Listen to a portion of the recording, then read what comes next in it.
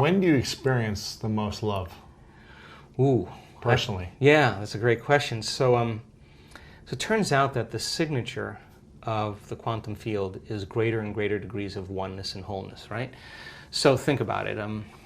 When we live in stress, we live in separation, right? Because our senses fool us into believing you're there and I'm here, and everybody is separate from us, and everything is separate from us. That's 3D reality, right?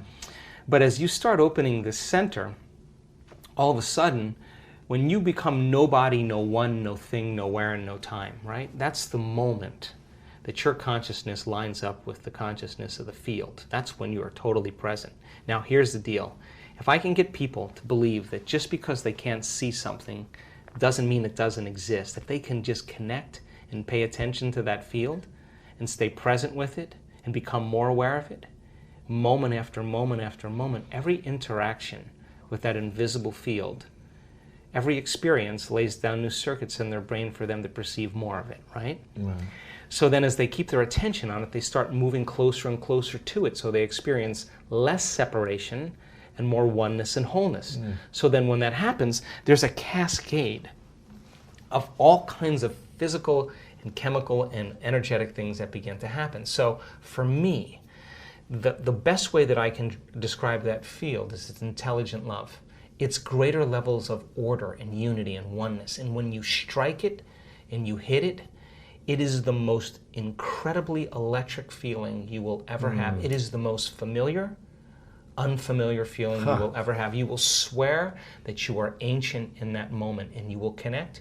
And it won't be just like love for your puppy. You will feel it in every single cell of your body. And I mean like a vibration, a coherence where your body becomes electric. And the only way we can describe that is love. You taste that one time. You want it all the time. Oh, here's what I say. I always say, the first time it happens, the first time it happened to me, and every time since, when I come back to my senses, I always say the same thing. Joe Dispenza, you got this all wrong. Because some veneer, some conditioning is lifted. You start realizing that the way you think life isn't that way.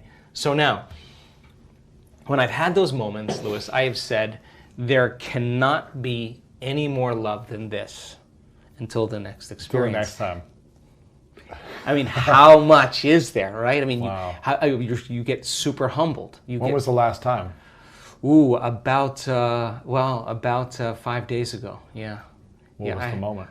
Ooh, I just had a very profound mystical experience. I was, I'll tell you the short story. And how often does it happen also? I don't know. I mean, I live for them. Yeah. So you try to do it every month if you can? Or no, weekly? I just do the meditations, and then when they happen, if I'm just in the right place and I don't have a plane to catch or an email to answer, and I have a little laxity and I can kind of surrender into the moment, I just, I had this incredible, I don't know how to describe this, but there was a geometric pattern, like mandala, I don't know what it was, and it moved right through my entire body, and it was like working with me, with my physical body, and wow. If I could surrender to it, it was just incredible bliss. I mean, incredible bliss. I mean, I don't know how to describe it. And wow. and when that occurs, when it happened to me, I had this.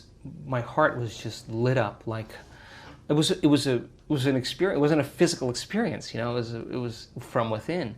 And here's the weird thing: every time it happens, my heart feels alive, like it lasts for days. Like the emotion wow. from the experience lasts for days. And people are like, "What's up with you?" Like, what? And you're just kind of got so this, joyful. You got this big smile on your face. I just am so happy to be alive, wow. right? And so I think that independent of, listen, I now know, I mean, we've measured genetic changes, hormonal changes, neurotransmitter changes. We've measured immune system responses by trading fear for gratitude. We've measured gene expressions. We now know that people can signal the gene to reduce cancer and tumors, signal the gene to grow new neurons. We've measured this. Signal the gene for stem cells to go to damaged tissues and repair them. Oxidative stress gene signal. We've seen that in our students. Now right. Here's the deal. After all of those studies in the last 6 years, you can't tell me you're too old to do this work. Can't tell me that. We got people in their 80s doing miraculous things. You can't tell me you're too sick to do this work. We got people that were at the end of their life, stage 4, and turn that battleship around. Wow. You can't tell me that you had too turbulent of a past to do this work. People that were really rough pasts that are now free. You can't tell me you've never meditated before. We have people who have never meditated before, the most profound mystical experience. Wow. You can't tell me you're too overweight, too underweight, too out of shape, too in shape. You can't tell me that anymore, because all colors, all races, everybody can do it. That's the cool part about it. And when you get a community of people together and you move them from one state of mind to another, there's this moment, and I can almost predict when it happens, the second or third day, where people just start hooking up. And then when they start hooking up, we're seeing now in our events. I mean, a lady that was blind from birth, 5% vision, by the end of the event was seeing. I mean, wow. How do you explain that? We had 3 people in the last 2 events that were deaf that are hearing now. Wow. People with crutches that were limited or walking without crutches and canes, spinal cord injuries, Parkinson's disease, in a week. Like, that's got to be, like, wow. It doesn't wake you up to what's possible. And you're witnessing a tumor in a woman's thyroid that was there at the beginning of the event is gone at the end of the event. Wow. Like, you got to scratch your head and just go, wow, reality isn't at all the way I think it is, right? And so there's this humility that comes, like, well, I don't know anything, but I'm willing to go down, push the envelope a little bit more. So we're only as good as our ability to execute this, right? But as we get better at it. Consistency of it too, yeah. I'm all about consistency, and I'm be the first guy to say, do the blood test, do the scan, let's do the test to make sure that it's just not in your mind, it's in your brain. Yeah. Let's know. So now the evidence then supports it, the testimonials support it, and all of a sudden people now are beginning to wake up to what's possible. And just like the 4-minute mile. The 4-minute mile was broken. Once it was broken, we pierced the veil. Everyone did it. So we're just seeing now this same thing. We've pierced the veil, and people are just all in. They're not 50% in, they're all in. And my goodness, we're creating this kind of wake and momentum, but not just for healing, but for creating new jobs and new relationships, new opportunities. Abundance, everything, yeah. Whatever it is that they want. People come to the work for all kinds of reasons, and I don't really care. But by the time they start doing the work, all they really want to do is give. Because when you feel so amazing and feel so great about yourself that you no longer want anything, the first thing you want to do is give. When we see that brain scan moving into coherence and those 2 hemispheres come together, and all of a sudden we see that heart just start going boom, boom, very orderly, and see the more energy going in the brain goes into super coherence. You can walk around and look at that person who's getting the brain scan, and there are tears of joy rolling down her face. She's feeling so whole that it's impossible to want. How can you want when you're whole? Now you feel like you already don't need anything. You feel like you have it already. That's the moment the magic happens. So she's no longer creating from lack and duality and separation. Scarcity, yeah. The scarcity. She's feeling like it already happened. That's a very profound signal in the field. That's dropping a big stone in the water and it's producing some big waves. And things are starting to manifest. She's attracting synchronicities, everything. Yeah, now she's drawing it to her. So then, if you're doing that, to answer the original question, is that then if you keep practicing that, then you got to get up and maintain that modified state of mind and body your entire day. And it's just a practice. And as you do that and you start seeing all the fun things happening, it's not like, oh, I got to go create my life today. Right. You're like, I got to go because I don't want the magic to stop.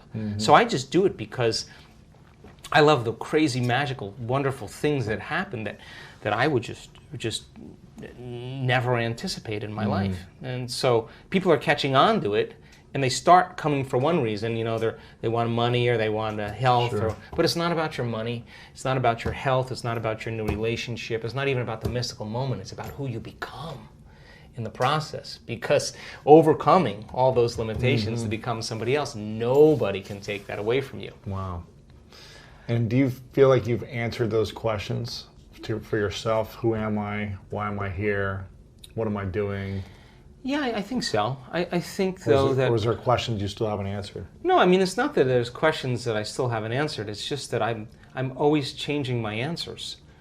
Because I'm not, I mean, even my definition of surrender, just from 6 months ago, is not even close to the same definition that I have today. What's the definition now? Well, surrender, I mean, it's just greater degrees of letting go and trusting. Everything. I just like when my world is going sideways and my staff is just freaking out, I'm always like, oh, I'm just going to let go. I'm not going to control anything. They're like, what? The ship is sinking. I'm like, yeah, but I got to go against the chemicals and I got to trust. Because if you're going to stress in that moment and have anxiety, you're going to create more of that. Oh, you're going to make things worse. So I just let go all the way. And you got to lay down the very thing you used your whole life to get what you want for something greater to occur. And that's not one bite. That's not one leap. It's a practice. And so letting go a little bit more and trusting. If you over surrender, that's lazy and lethargic. Right. If you over intend, that's trying and forcing. So there's this razor's edge between intention and surrender, right? Wow. You got to be able to take action. Right. Yeah. Right. And surrender. Right. But you don't want to get in the way, right? Yeah. So and that's a lot of trial and error, But you figure it out, right? Wow. Yeah. What do you feel like your mission is right now, then? Wow. So for me right now, I mean, my passion are these week-long events. How many do you do a year? We do about 10, just a little less than once a month, around the world, and it's usually about 1,000 people. And now what we're doing is we're doing this whole nother level. We're doing two really cool things. One is a challenge activity. And what I want to do is, we now know that our students can create a lot of brain and heart coherence, but they can do it with their eyes closed in a room with 1,000 people and soft music playing, and they feel safe. But now let's get them in a situation where that would normally elicit fear or some anxiety. Emotion. Get them in the real world. Get them in the real world and get them up somewhere where they're feeling a little uncomfortable or they're being challenged through endurance. And let's see them create brain and heart coherence right on that spot. Like this is the moment. This is your life. Like you got to be able to do this right now. You can't say I can't. It's too hard. I can't do this. I'll start tomorrow. I don't want to. That's not the moment. That's what you do in your life. Let's put you there. And instead of just white knuckling and pushing through, let's get really conscious. Surrender. Let's get really present. Yeah. Let's create that heart and brain coherence, and let's work it. And then make the move when you're in that state. Rhythm through that resistance. Create that kind of coherence. And I was just at the Heart Math Institute, who we partner with, and Doc Childre, the guy that created Heart Math, he said, it's all about rhythm through resistance. It's about that ability to create that kind of internal order when there's chaos going on around you. So what's the relevance of that? A person who's going through a challenge activity that's a huge obstacle course, and they have the belief that they have a spinal cord injury or they have MS or Parkinson's disease, and they never try anything in their life, and we got them up there. And there's people rooting for them, and they're in that state, and they're in that heart coherence.